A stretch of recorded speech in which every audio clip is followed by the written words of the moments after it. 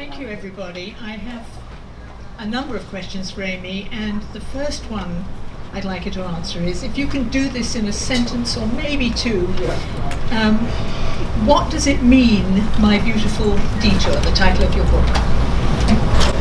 I called it My Beautiful Detour because, like everyone, my life was pretty set out in my head, and some things happened that I didn't expect, and I didn't really have a choice but to follow that path. And eventually, with a lot of time, I was able to look back and see that those things made that path pretty beautiful.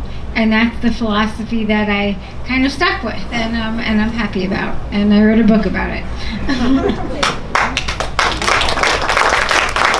Now, some people here will know, but many of you won't, that the detour started with a hospital admission when Amy was just 18, and this is hard to believe, but her stomach exploded, which is something completely unheard of, including for all the doctors that treated her. And it took a long time for her to be able to be actually here standing and acting and doing all the things that she does do. So I wanted to know how long it was, in fact, from the time you were first admitted to hospital and the time that you realized you'd have to look at other forms of healing, not just medical forms of healing. Right. And for all the details, you read the book. But the medical recovery was an ordeal in itself, with no roadmap and something that had many hurdles. And basically, I could not eat for many years until surgeons could reconstruct a digestive system for me. And so then I thought, once I was all done with that, I could graduate medical hospital stay and go on to normal life. But I realized once surgeons had put together the physical parts of me, I still had to get me together. I still had to find out who I was, and that was very confusing because I felt my life had been snatched away from a coma at 18. I was supposed to go to college and all this, and if surgeons can give me an identity, I guess it was up to me. So I had to use creativity in a way I had never used it before. Growing up, I always loved theater, and that was how I knew who I was and what I was supposed to do in life.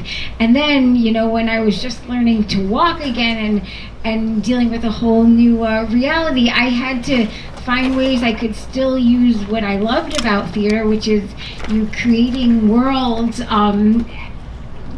in a different way.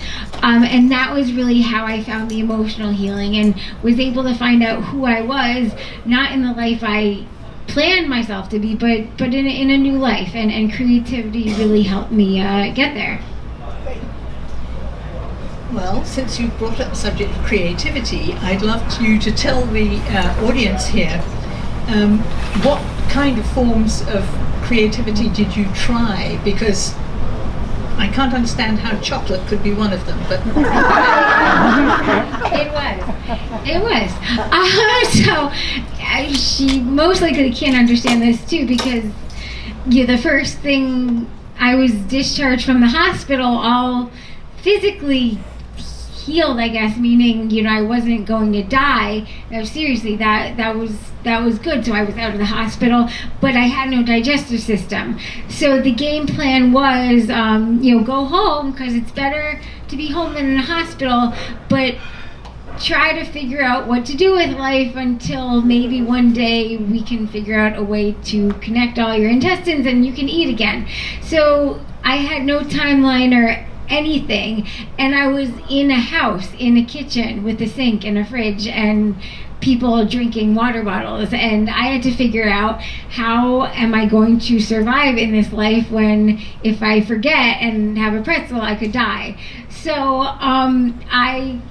and that makes total sense why I started a chocolate business. But it actually did for me, because I became obsessed with what I couldn't have. And should I single out Helene, who is in my book? But a family friend loved making chocolates, and she came to my house and gave me a little chocolate lesson. And I realized, wow, if I'm playing with food in a way that I can create and shape, like it gives me enough creative distance where I can be around what I really want but can't have, in a way that I can kind of reframe and have some kind of power over. And also it gave me a reason to go to Stop and Shop, like I could buy candy. And I felt a sense of ownership, like I can go to a grocery store, because when you can eat, you feel like you're a person. And really with food taken away from me, I didn't feel like a person. And so then I felt like an entrepreneur because I was shipping out chocolate, to states all over the country. And it gave me something to pass the time, to get my hand off the sink so I didn't take a sip of water. So that's how the creativity started. Then the next step was hi Ben. A local theater was holding auditions for Oliver, and I couldn't eat or drink, but I wanted to be part of theater mostly for the sense of community that theater is so great at. And I ended up doing that, and that was another form of creativity that just helped me get through till I could drink. And so in my book I describe these kind of islands of creativity that I would kind of hop onto that would just keep me safe for then, because I could do something and create something and feel like I had control over something in a circumstance I didn't have a ton of control over. Great. Now I'd like you to, if you don't mind, read something about art and how you discovered you could paint. Can you read an extract? That's so funny you mention that, because I happen to have that excerpt. I wish we had planned that in advance. I will read you an excerpt now from the book I wrote. Okay. So a tiny bit of background. This is in Yale Hospital. When I was finally hooked up to eat, my wound exploded unexpectedly, and I was stuck in the hospital again, not able to eat or drink. And I was really, really mad and frustrated. Art saved me. Passing the morning hours at Yale was always the hardest, as I agonizingly waited for the day to start, the sun to rise, the rush of doctors to come in like a stampede of chaos, and then to be left with time monotonously ticking by until the night shift of nurses arrived. I was used to waking up and feeling overpowering sadness. That's why as soon as the nurses could rearrange my wires at the break of dawn, I'd hop out of bed with my tubes dangling and leaking and fling myself onto the yoga mat I tucked beside the hospital overbed table. The sooner I could start moving, the less I'd have to think about or feel. One morning, my sadness was paralyzing. I just didn't want to move at all. But if I couldn't exercise my way to numbness, what was I supposed to do? Just be with my feelings? I longed for the safety to actually feel, but Yale was a hotbed of too much uncertainty to even try. But if I ignored these feelings, I would only hurt more. I needed a plan B before this despair threatened to swallow me whole. Some strategy to cope with emotions that were too big to run from. I remember the exact moment I painted for the very first time. My mom had brought in some cheap art supplies, canvases, a few brushes, a set of kid craft acrylics with lids to screw off, along with various gadgets, games, and anything else you could find in the lobby gift shop to help us pass the time. For a while, the canvases and paints just sat there, crowded in a corner with the rest of the cluttered distractions. That morning, a solemn feeling of stillness washed over me like a pale tint of blue paint. For the first time, even my racing, anxious heartbeat couldn't drown out that despair. I needed something to hold on to, so I went for the paintbrush, still wrapped in plastic, in the dark of the morning. And I thought, I don't know what I'm doing, but I'm feeling something really strongly and I can't run from it right now. I'm just gonna hold on to this paintbrush, and whatever this feeling is, I'm just gonna put it into this. I remember holding that paintbrush so strongly that my IV was trembling as I pressed down hard on that canvas to drag one smooth, wavy line. I don't remember letting go as the brush dipped from brown to red to blue. What I created was Singing tree. Nurses who had written me off as a restless manic patient now saw I had a heart. A quick glance at my medical history should have been enough, but as I made art, they found compassion for the pain I was going through, and they really liked my paintings. Suddenly, creating art became a way to express emotions that were too overwhelming for words. I found my voice again. The Amy I could recognize, who no medical intervention could surgically remove. I used everything in my art, even toilet paper from the hospital bathroom. I painted my trees that I missed. I crafted my inside and outside worlds, bursting with joy and pain, tears and hearts, lightning bolts and flowers. Each morning before the medical team came in for rounds, I would take out a plastic palette tray and I would dip a small paintbrush into that kid's set of paints and paint a brown wavy line, always a call out to my trees to ground me. As the lines thickened, so did their trunks and my sense of confidence. I could know where to go from here, even if doctors could not. When I was done, I would put each canvas outside my hospital room. Soon, the unit began to catch on. Nurses started walking their patients by my room to see what I had created each day, and having an impact on others through my improvised brushstrokes filled me with unanticipated satisfaction, a meaning. Art was sustaining my aliveness. My life had changed, but myself was still as vital as ever in whatever colors I dipped my brush in. And Singing Tree is actually the painting on the cover. So, yeah. I was going to say, and you can see others of Amy's paintings around the room, and they are lovely. And now I know what that white stuff is. It's toilet paper. At least I'm thinking that's what it is. It lasted a long time. Yeah, it did. I wanted to know, you mention in your book many people, including, of course, your family, your parents, who helped you so much, and your brothers who didn't let you get away with anything, as far as I can tell, as older brothers are likely to do. But you, in particular, several times mentioned your grandmother. And I wondered if you'd like to say a little bit about how the effect that she had on you and your healing. Yeah, so I read about how, my stomach exploded on the night of Passover, where our whole family was here, and that was the last time I saw my grandparents, because, when I was in the hospital and I came out and I was in such poor shape, there was never really a chance to see my grandmother, who was a Holocaust survivor, at the age of 18. So when she died, I felt like that was a part of my old life that I never really got closure with, along with the rest of my old life before my coma. So I elevated her to some kind of, guiding angelic status that could watch over me and guide me at a time where I didn't really know what was guiding me.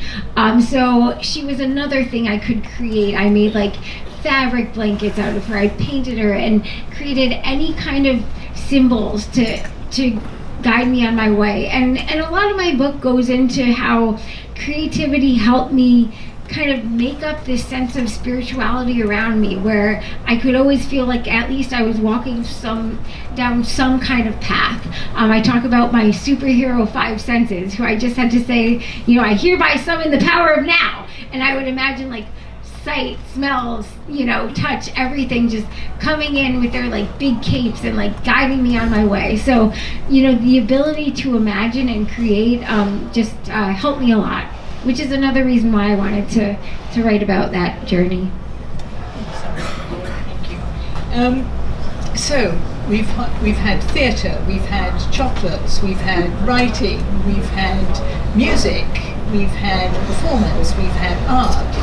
And tell me how you put all those things together to create a new life for yourself. Yeah. It's a good question. So what I realized, creativity growing up had always been, just how I, just felt alive and what I was passionate about.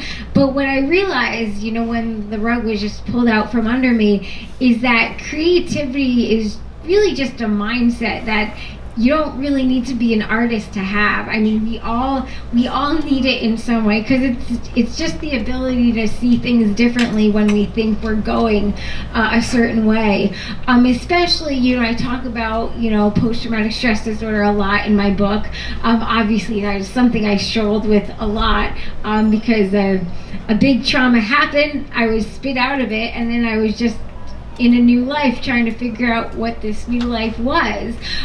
So I realized, you know, there was a lot of, you know, I tried to stay numb. I had to stay numb for all those years. I wasn't allowed to eat anything, because if I felt anything and felt hunger, you know, what could I do about that? You know, nothing. So I realized that there was anger, and there was fear, and there were uncomfortable emotions that I didn't really want to feel. But creativity actually created a nice container. And that was what I realized when I painted Singing Tree for the first time, which is, you know, being in Yale Hospital was such a difficult experience for me, as with many of the hospital stays, and I was feeling such, you know, anger that I didn't know what to do with. And that was really my first instance of seeing, wow, if I'm painting this tear, like, I'm still being with this tear, but it's like at a creative distance, so I can, you know, it's a way that I can feel what I'm feeling, but it's not, you know, swallowing me alive. I've expressed it, and once I can express it, I can move on. So that was really the answer to how I could move on, by finding any form of creativity to just really understand what I'm feeling enough to be with it, and then not get sucked into it, but just go on to the next part of my life. So I think creativity helped me grow. I think it can help everyone grow. It's just how we see things in a new way. Yeah. Would you like to read one more excerpt from your book about how you began your journey of spreading this word to other people unexpectedly? Yeah. All right. Yeah, I talk about my story so much that there was a time that I didn't really know how I would talk about it at all, and then one day it happened. Thank you, Kathy Lee and Hoda.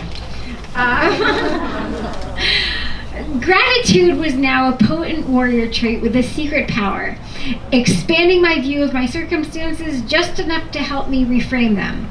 But no amount of reframing I did on the canvas or on my warrior's journey could change my physical reality. I left Yale with a new paintbrush and an old medical fistula. Wasn't going back to the hospital supposed to fix everything? I kept painting the days away, I kept painting the days away, sometimes to feel, to decorate the house, kill time, keep my mind off my leaking wound, or fill the empty space that still surrounded me. I painted to visualize hope, but with every stroke, I was losing faith that any doctor had an answer. My patience was beyond thin. The Today Show couldn't have called it a better time. No, it wasn't a radical medical mystery solved segment. I was pacing circles around the kitchen in one of my I'm numbing out to this fistula in my monotonous life modes. As usual, NBC's The Today Show was blaring, and with every lap, I heard a few cut-up phrases from personalities who had grown quite familiar. It had to be 10 a.m. My mother watched The Today Show with Kathy Lee and Hoda like clockwork. Mom, what is this segment? She hardly looked up from her magazines. Everyone has a story. They do it once a month. Really sweet. They find an inspiring story and then write a song for that person. Who did they do this time? My inner musical theater ham couldn't help but interject. How do I get on that? Oh, Amy. And then she realized I wasn't joking. Amy, I'm already proud of you. I just kept staring at her. Let's wait until you're all healthy before we start telling the world about this. My stare continued. So did my dripping fistula. What did all healthy mean, and how could I ever get there? I'll be in the art studio, controlling what I could but not expecting much. What I definitely didn't expect, a call from the Today Show producer a month later. Is this Amy and Marilyn? We read your story and we're happy to consider you as a finalist for our Everyone Has a Story segment. I'm going to put you on hold for a minute and Kathy Lee is going to ask you a few questions. My mother and I turned to Giddy Silly Putty as we nervously waited for that famous voice. Amy and Marilyn, we're excited to have you on the show, Kathy Lee said. David Friedman and I have written a great song for you. Can't wait to meet you both soon.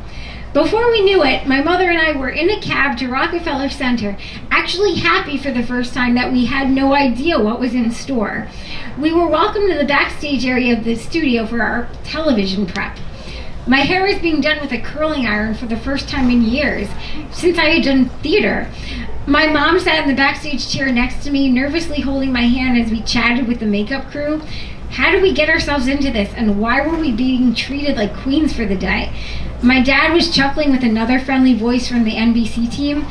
As we walked past the dressing rooms, it started to sink in. I'm going to talk about my story on national television. That's all. Thank you. And she did. You can see it on YouTube if you want to find it. Well, I don't want to keep people too long. I just would like to ask you what you're planning to do next, having written the book, having written a stage and performed a stage show. Where do you go from here? Good question. Well, first with the book, there was a lot of editing in this that I wanted to save some of like the actual detour. A lot of people ask me how can I get through my own detour and things like that. So I do have a workbook in store and a few things in this kind of detour series, and I really hope to take the idea of getting through any detour through any forms of creativity to other places and workshops and things like that. Passageways is a new musical that I wrote with all my original songs and my mixed media art because I wanted to show this story with the art that shows kind of the internal landscape of everything going on. So and I started grad school, so a lot going on, but I'm excited, looking forward.